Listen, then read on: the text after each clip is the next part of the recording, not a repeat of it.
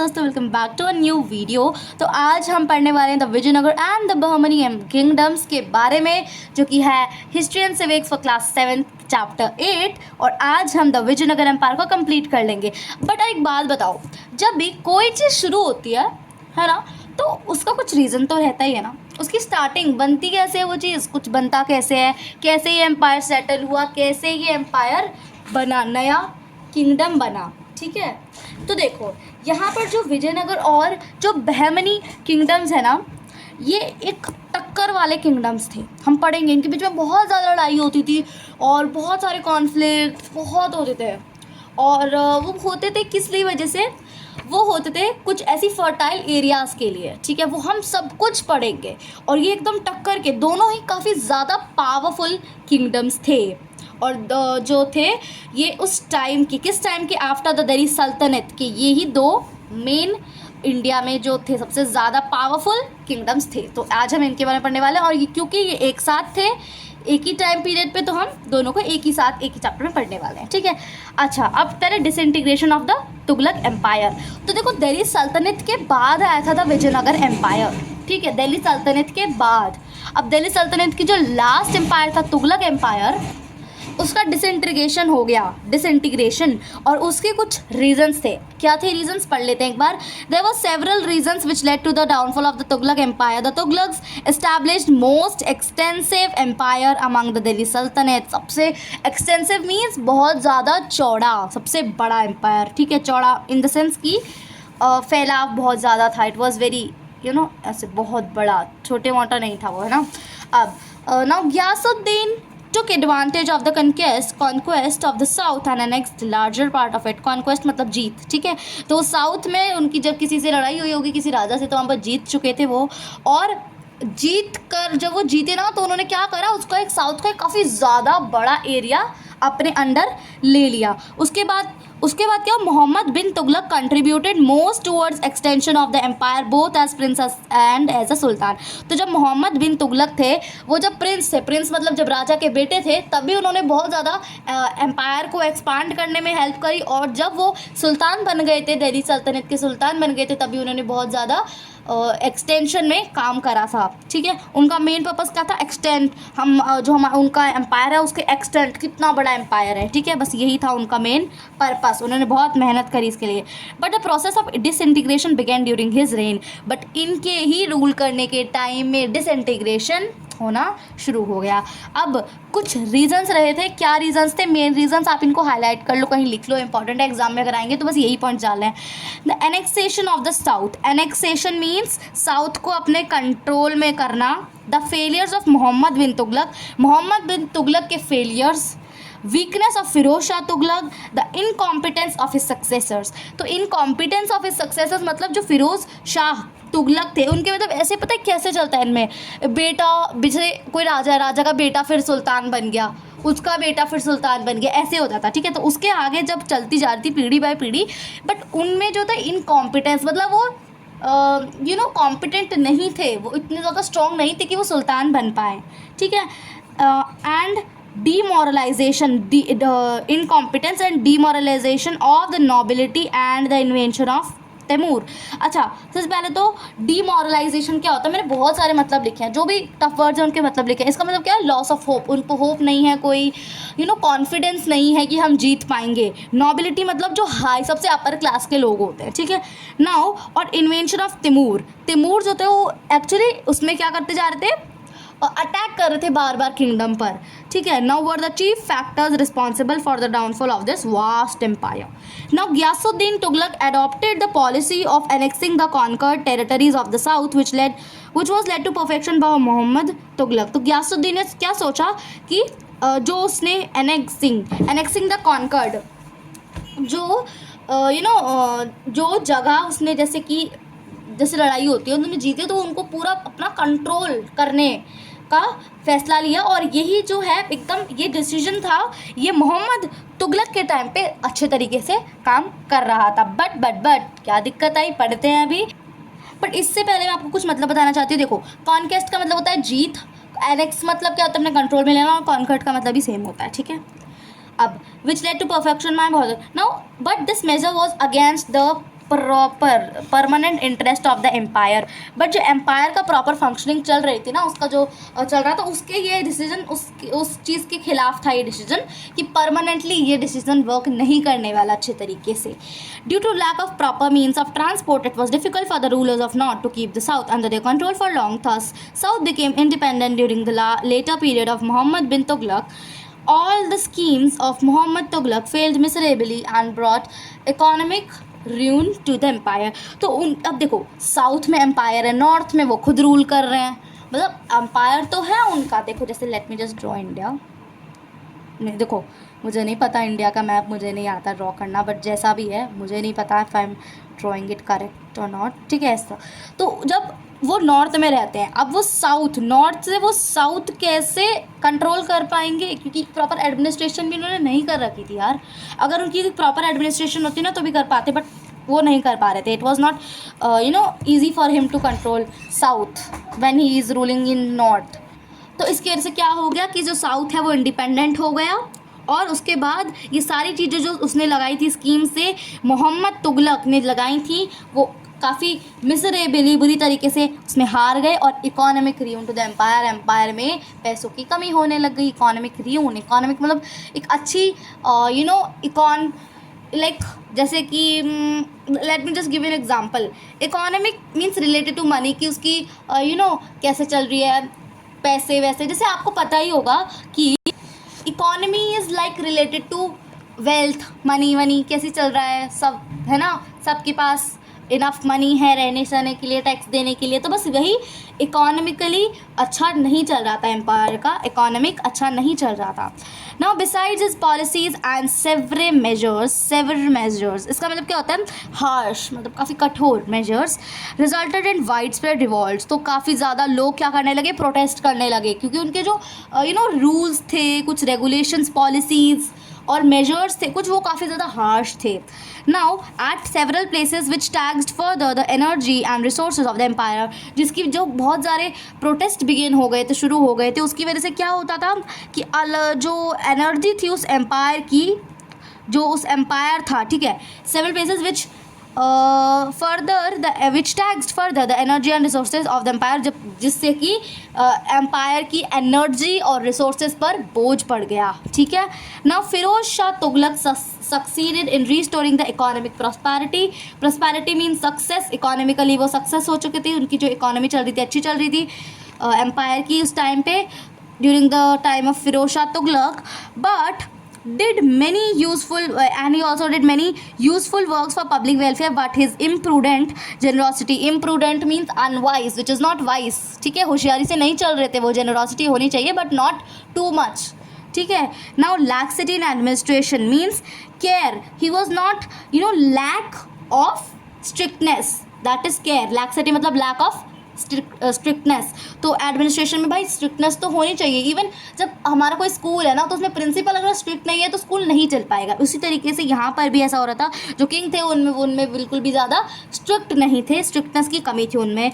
और slave system में क्या होता था, person is in control of another person, जो कि और जो दूसरा पर्सन था उसे इस तरीके से कैसा वो जैसा चाहे उसको करना पड़ता था इंसान को, पहले वाले आदमी को जैसा चाहे बोला जाए उसको करना पड़ता था, उसके विल के से भी ज़्यादा करना पड़ता था उसे। एक्चुअली ज़रूरी नहीं है कि वो कितना कर पा रहा है उतना, जितना वो थक जाए बैठ जाओ, नहीं, जो दूसरा बंदा कह रहा है उसे करने के लिए, जो जिसके कंट्रोल में वो है उतना काम करो जितना वो बोल रहा है, ठीक है ना। Intolerance towards the Hindus means not respecting Hindu के बिलीव्स, रिलीजन को मतलब रिस्पेक्ट नहीं करना, ठीक है। Restoration and of prestige and influence of the ulema and negligence to build up military strength of the empire. Negligence मतलब लैक ऑफ केयर, वो care नहीं कर रहे थे, वो ध्यान नहीं रख रहे थे कि मिलिट्री स्ट्रेंथ बढ़नी चाहिए या फिर नहीं, है ना, वो ध्यान नहीं दे पा रहे थे अच्छे तरीके से मिलिट्री पर भी।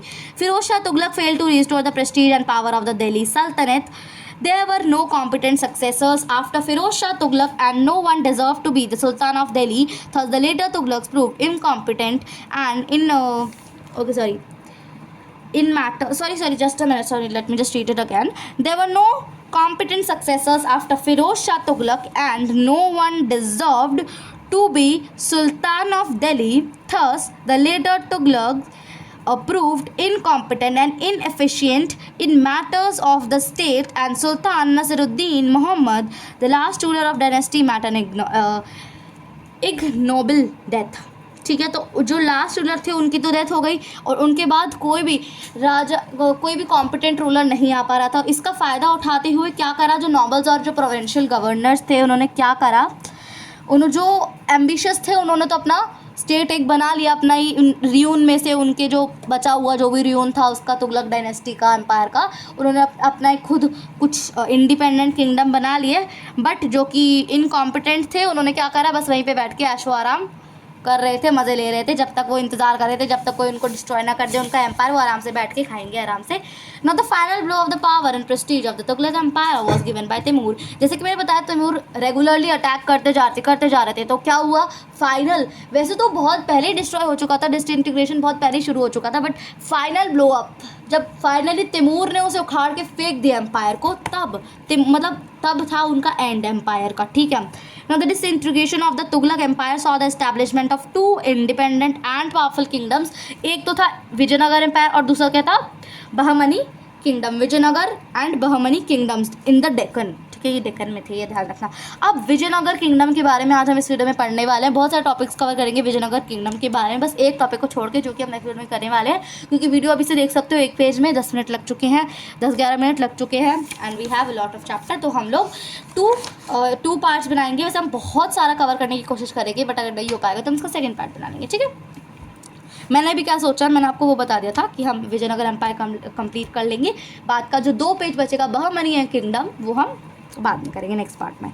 Now the Vijayanagar kingdom was founded in 1306 by Harihara and Bukkaraya. Their dynasty was called Sangama dynasty, as they were the kings of Sangama, the last Yadava king. The dynasty है ना, and had been in the service of Kakatiyas in Warangal. Now they declared, तो किन्होंने establishment करा था, हरिहरा और बुक्काराया ने. इन्होंने ये chapter जो है, चैप्टर एक नया चैप्टर खोला विजयनगर किंगडम नाम से. ठीक है, चैप्टर नहीं मतलब किंगडम, है ना. और 1336 में रिवीजन करते जाएंगे. अच्छा, now they declared the independence and founded the state of Vijayanagara with Harihara as its king in. तो हरिहरा उस टाइम के किंग बन गए. ठीक है. अब now soon the state developed into a powerful Vijayanagara empire. तो किंगडम एम्पायर बन गया स्टेट. इन्होंने अपना एक स्टेट डिक्लेयर करा था इंडिपेंडेंट, फिर ये एक पावरफुल विजयनगर एम्पायर में बदल गया, तब्दील हो गया, है ना, यही बोलते हैं शायद. हाँ. Now the site of the city of Vijayanagar on the bank of river Tungabhadra in Karnataka is now called Hampi. तो एक साइट, एक जगह विजयनगर एम्पायर की जो कि है on the bank of Tungabhadra river, वो हम्पी है. और अभी भी उनके कुछ रियून्स हैं, काफ़ी फेमस हुई थी उस टाइम पर हम्पी. ठीक है. Now from 1336 to 1565 Vijayanagar was the largest and the most powerful kingdom of the south. The 3 main dynasty that ruled over Vijayanagar were Sangama, Saluva and Tuluva, है ना. संगमा, सलुवा और तुलुवा. SST नाम से आप याद कर सकते हो, SST ट्रिक है. संगमा, सलुवा, तुलुवा.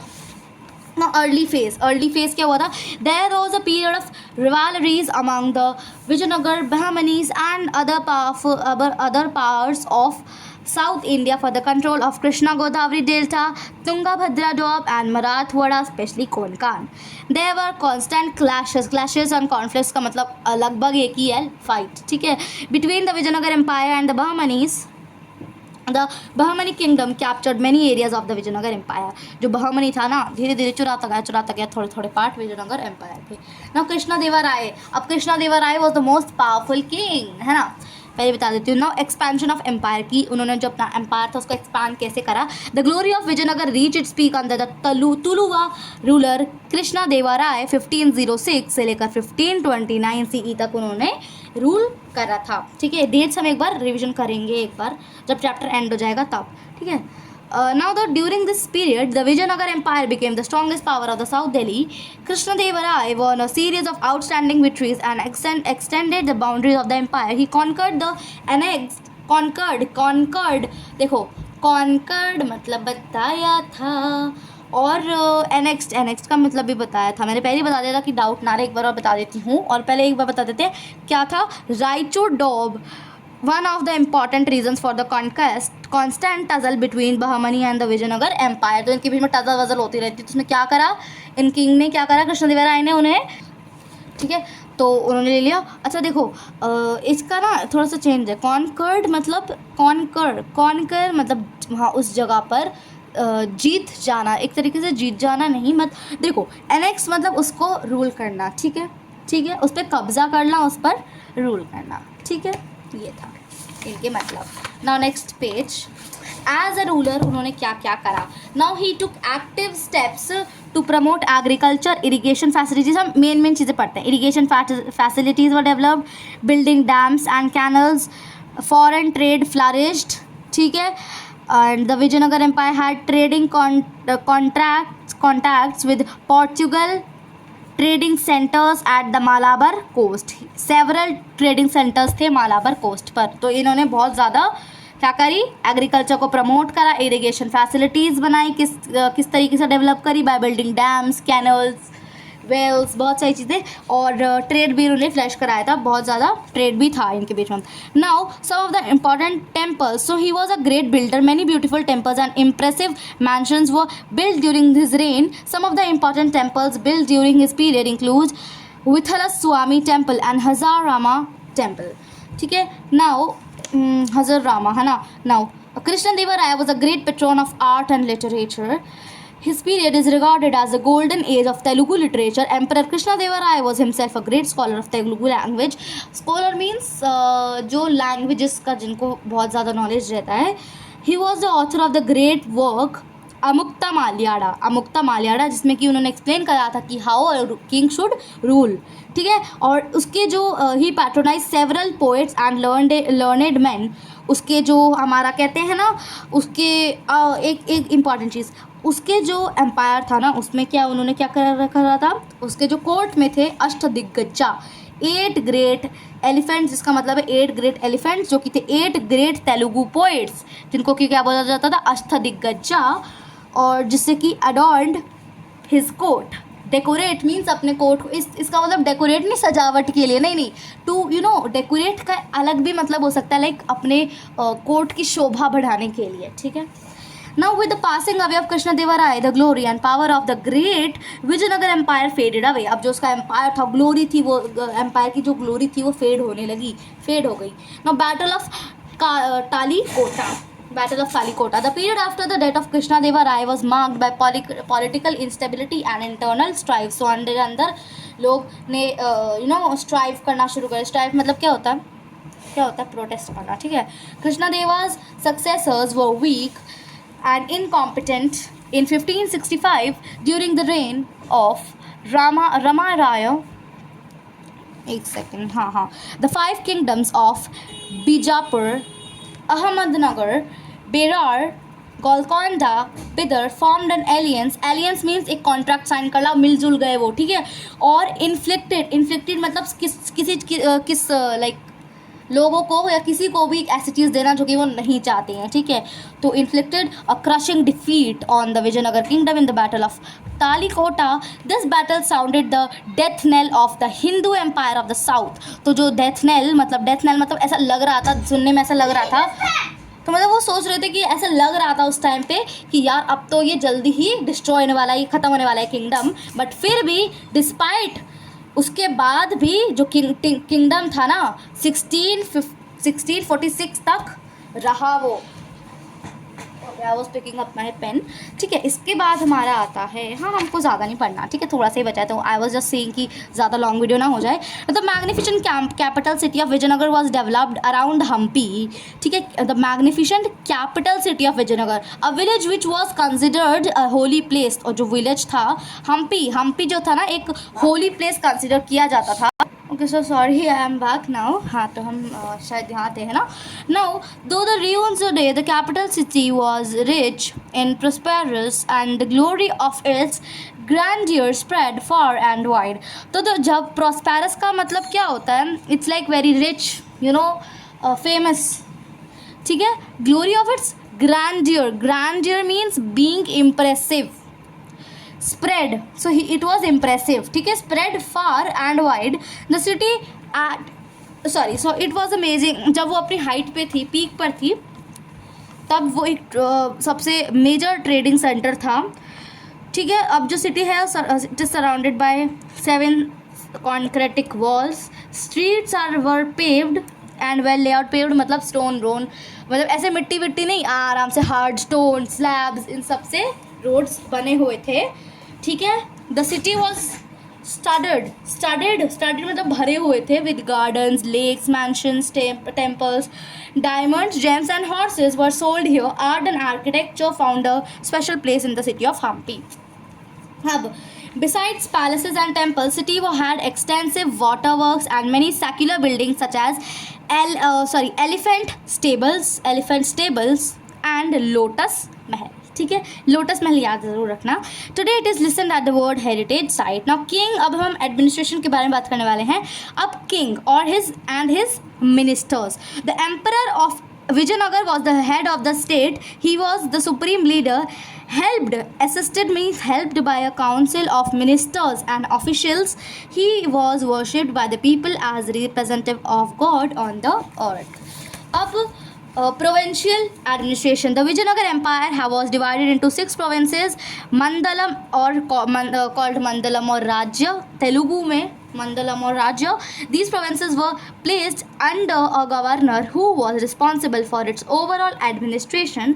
तो ये सारे provinces एक गवर्नर के अंदर थे और जो provinces थे इनको डिवाइड करा जाता था डिस्ट्रिक्ट्स में एंड विलेजेस में। तो डिस्ट्रिक्ट्स को तेलुगु में नाडु कहा जाता था और विलेजेस को ग्रामा कहा जाता था। विलेजेस वर governed bye hereditary officials. Hereditary मतलब ऐसा सिस्टम जिसमें कि पेरेंट टू चाइल्ड, मतलब जो किसी मतलब मान लो कोई है, कोई यहाँ पे काम कर रहा है, मतलब गवर्न कर रहा है, उसका बेटा इस तरीके से, ठीक है। इकोनॉमी के बारे में बात करते हैं। सो एक वेल्दी, ये सबसे ज़्यादा one of the wealthiest kingdom था, ठीक है। In the 15th and 16th century CE the development of architecture क्या हो रहा है, agriculture and promotion of trade and commerce in rich the country. तो इसकी वजह से काफ़ी ज़्यादा ये अमीर थी, रिच थी। अब जो हम इंपॉर्टेंट लाइन पढ़ते हैं, तो इन्होंने क्या करा था, पहले तो इन्होंने काफ़ी ज़्यादा मेहनत, फोर्स डाला था, एक स्पेशल अटेंशन दी थी एग्रीकल्चर को। फॉरेस्ट को क्लियर करा जाता था। कैनल्स, टैंक्स, वेल्स, डैम्स, ये सब बनाए जाते थे to improve the condition of irrigation मतलब वाटरिंग प्लांट्स, ठीक है। अब बात आती है लैंड रेवेन्यू। बहुत सारे तो ये टैक्सेस लगाते थे, लैंड रेवेन्यू लगाते थे, ठीक है। Land revenue was the major source of the income of the state, ठीक है। और ये लैंड रेवेन्यू कैसे डिसाइड होता था, किस जगह पर वो चीज़ है, किस एरिया में है, और किस एरिया की किसी एक, मान लो जैसे कि किसी rate of demand varied in different parts, अलग अलग पार्ट्स में। उस पार्ट्स में भी क्या है कि किस जगह की फर्टिलिटी सबसे ज़्यादा है और लोकेशन के हिसाब से उसकी टैक्स दिया जाता है। अगर ज़्यादा फर्टाइल है, लोकेशन अच्छी है, तो मतलब ज़्यादा टैक्स, ठीक है। इस तरीके से गेजिंग पर भी टैक्स लगाया जाता था, हाउस पर टैक्स लगाया जाता था, ठीक है। और ये काफ़ी अच्छी इनकम आती थी टैक्स से। और beside land tax many professional tax भी लिया जाता था। टैक्स वर डिमांडेड और कलेक्टेड। देखो, रिवाइड का मतलब क्या होता है, डिमांड करना है, कलेक्ट करना ऑन प्रॉपर्टीज़ पर भी। Now trade was an important part. अब क्या spices, especially black pepper, sandalwood, rice, sugar, coconut, betel nuts were important items of export. मतलब यही इंपॉर्टेंट आइटम्स ऑफ एक्सपोर्ट थे। अब कुछ आइटम जो थे इम्पोर्ट भी करे जाते थे। एक्सपोर्ट मतलब होगा तो इम्पोर्ट भी होगा, है ना, कुछ ना कुछ देते थे, कुछ ना कुछ लेते थे। तो अरेबियन हॉर्सेस, चाइनीज सिल्क और एलिफेंट फ्रॉम श्रीलंका ये इम्पोर्ट किया जाता था, ठीक है। अब बात करते हैं हम सोसाइटी के बारे में। देखो, सोसाइटी में ना बहुत ये ना कुछ लोग रिवाइव्ड एंशियंट, मतलब पहली पुरानी चीज़ों को मानते थे, ठीक है, पुराने रूल्स रिवाज इन सब को मानते थे। हाँ, तो इसके अलावा इसमें क्या होता था कि जो हमारे ब्राह्मण्स होते थे इनको काफ़ी अच्छी पोजीशन दिया जाती थी। पॉलिटिकल भी, एज पॉलिटिकल पोजीशन भी अच्छी थी, और सेक्युलर पर्सोनल ये भी एक प्लेस दी जाती थी उनको। मतलब एक हर एक देखो, पूजा पाठ में भी थे ये, और तो और मिलिट्री लीडर के ऐसे भी थे, military commanders. As military commanders in the Vijayanagar empire. ये भी लीड करते थे कि अब सही टाइम है, अब जाके लड़ो, अब सही टाइम है, जाके लड़ो। पूजा पाठ तो करवाती थी। इनका ये भी मानना था कि कुछ अच्छा काम करवाने से पहले, लड़ाई करने से पहले क्या करते थे, पूजा करवाते थे, जिससे कि ये मानते थे कि हमारे संग अच्छा होगा, हम ही जीतेंगे। ठीक है। इसके बाद सोसाइटी वॉज कंजर्वेटिव मतलब ट्रेडिशनल थी and governed bye religious norms, मतलब जो कुछ रिलीजियस रीति रिवाज में वो चल रहे थे, रीति रिवाज से वो चल रहे थे। Women in general were respected, generally women को रिस्पेक्ट दी जाती थी, और जो अपर क्लास की वुमेन थी उनको क्या कहते हैं, उनको अच्छे तरीके से पढ़ाई भी कराई जाती थी। बट कुछ सोशल एविल्स भी होते थे, सच एज चाइल्ड मैरिज, बच्चों की शादी करा देते थे। पॉलीगैमी, पॉलीगैमी मतलब एक शादी, एक वाइफ होते हुए एक और वाइफ से, मतलब एक और शादी करना, एक और लड़के से शादी करना। प्रैक्टिस ऑफ सती, सती मतलब if the husband is dead, wife को भी जला देते थे। तो ये बहुत ज़्यादा परिवार में मतलब मोस्ट कॉमन थी, काफ़ी ज़्यादा कॉमन था। रिलीजन के बारे में बात करें तो देखो, रिलीजन और जो रिलीजियस क्लासेस थी काफ़ी अच्छा प्ले करती थी रोल। ठीक है। इसके बाद जो इनका जो विजयनगर था ना, वॉज लॉयल हिंदूज़ थे। विजयनगर किंग्स जो थे काफ़ी ज़्यादा लॉयल हिंदूज़ थे। बट फिर भी ये जो अपनी एडमिनिस्ट्रेशन आर्मी इनमें मुस्लिम्स को भी लेते थे। हालांकि अपनी जो एडमिनिस्ट्रेशन आर्मी में मुस्लिम्स को भी लेते थे। ठीक है। लॉयल तो थे बहुत बहुत ज़्यादा, कहते हैं ना बिल्कुल loyal means taking something very important, बहुत ज़्यादा इंपॉर्टेंट लेना, उसके साथ चलना, रिलीजन को फॉलो करना। ठीक है। इसके बाद क्या था, और but there is one more thing, there was no discrimination between Christians, Jews, Muslims and Hindus. कोई भी भेदभाव नहीं था। Muslim archers were employed as king Deva Raya to. तो मुस्लिम आर्चर्स भी एम्प्लॉय करे थे। किसने करे थे? King Deva Raya to.